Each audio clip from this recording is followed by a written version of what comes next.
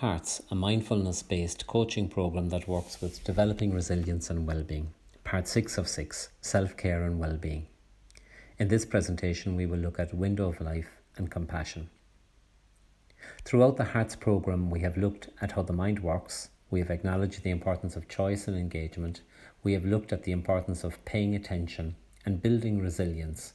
And finally, in the last session, we looked at turning towards difficulty. We now look at self-care and well-being and how to build on this resilience and stay healthy both in mind and body.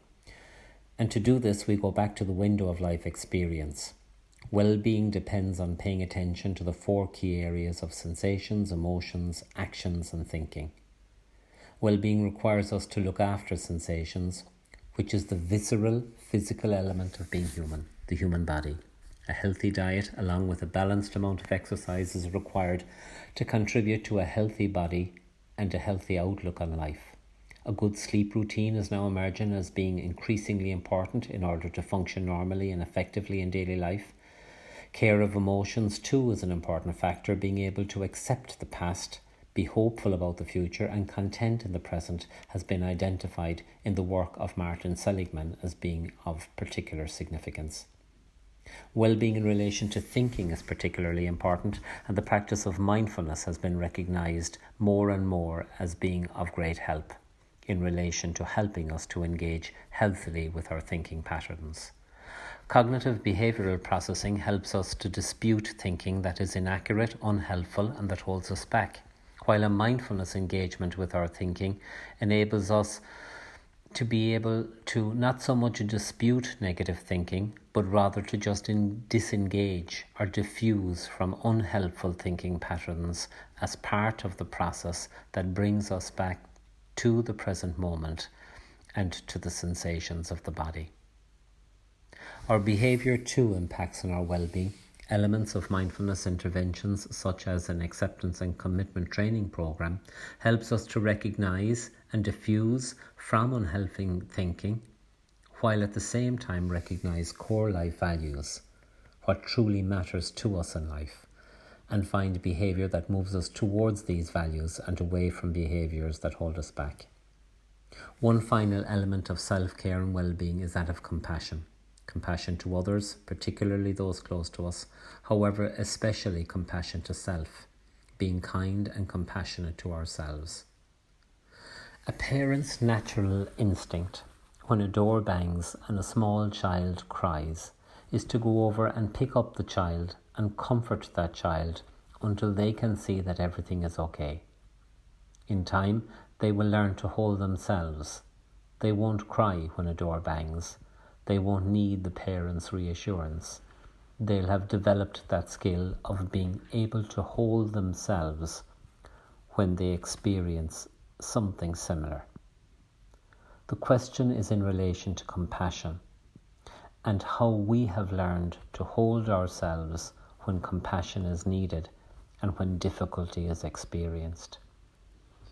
To what extent do we give out to ourselves, criticise ourselves, put ourselves down and simply fail to hold ourselves as we would hold that young child, reassure that young child?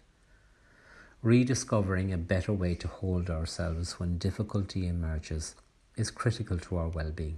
Moving away from the self-critic and embracing a more compassionate and kinder relationship with self allows us to be more fully with difficulty.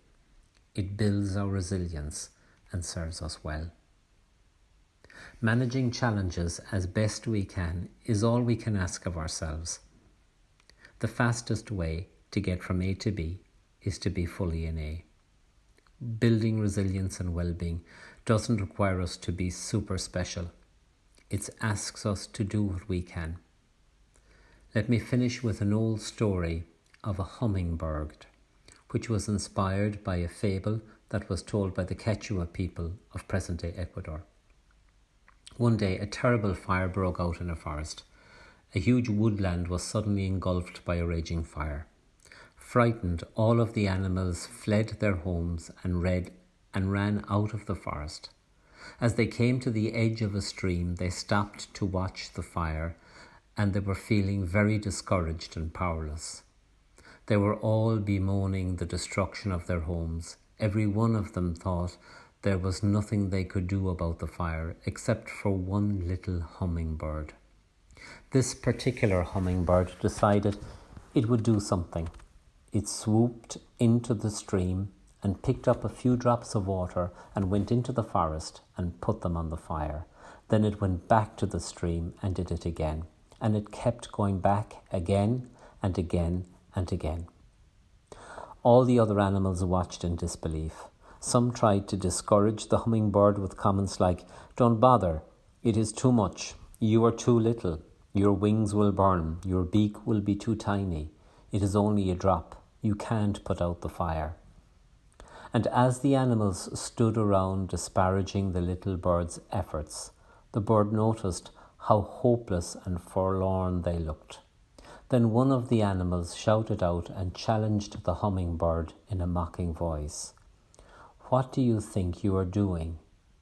And the hummingbird, without wasting time or losing a beat, looked back and said, "I am doing what I can." In self-care and in compassion and in building resilience, in turning towards difficulty, that's all we can do. We do what we can.